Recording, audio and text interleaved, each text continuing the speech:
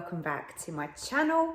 Now this actually isn't a Ninja 15-in-1 recipe, but I wanted to share it with you anyway because it is the most delicious and easy ice cream you'll ever make, and it just tastes so fabulous. So this one is a chocolate honeycomb and caramel ice cream, and it is chef's kiss. You're gonna love this. It stores in the freezer for ages. Me and my son always make ice cream together.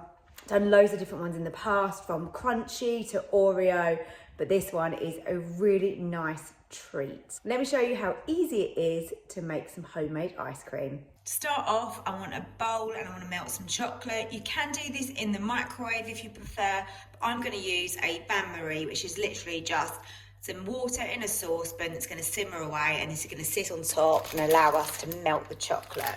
So I'm using dark chocolate in this, and we want 75 grams. All right, let's take that across here and sit that on top. And whilst that's melting, we will continue with the rest of the recipe. Into my mixer here, I'm going to add my ingredients. We've got a whisk head on, and we want 1 tin of condensed milk. I use Tesco's own because it's cheaper and I find it, really good, no problem at all. The size of the can is 397 grams. So let's pour that in. Oh, look at that. And this ingredient is what helps to make it so quick and easy. Next, we go in with our cream, and you're going to want 300 millilitres of double cream. So I need half of this large one. Try and get half. That looks about right. Great. Now in this, to give it the good flavour, we want some malted milk. So I've got a little sachet here of Horlicks, so I'm going to use that. And then I'm just going to measure that out. We want 2 tablespoons. 1, 2. And the rest of that can be used as a hot drink. And now we want cocoa powder. I generally use this one, which is a really nice sort of dark cocoa powder, and it's got a lot of flavour, so this is great. And we also want 2 tablespoons of the cocoa powder as well.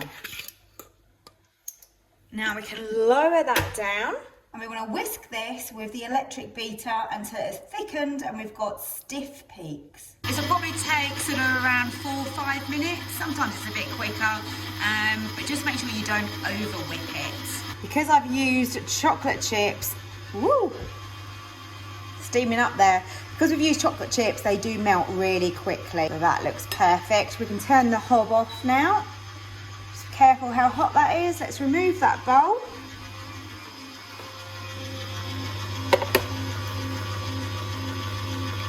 And I'm just going to let that sit now for a minute so that it doesn't go in still absolutely boiling. And we just wait for this to finish. You can see that's starting to thicken up nicely. We're almost there with it. Keeping an eye on it so that I don't over whip it. Now we can add in our melted chocolate. Let's pour that in. All we need to do now is just beat it so it's combined. Look at that, absolutely beautiful. And it smells lovely. Got that beautiful strong chocolate flavour coming through.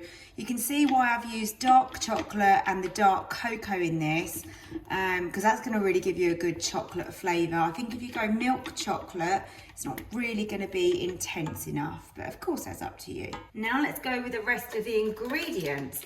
So I've got some honeycomb pieces here that I've got from Tesco's, and we've got 100 grams.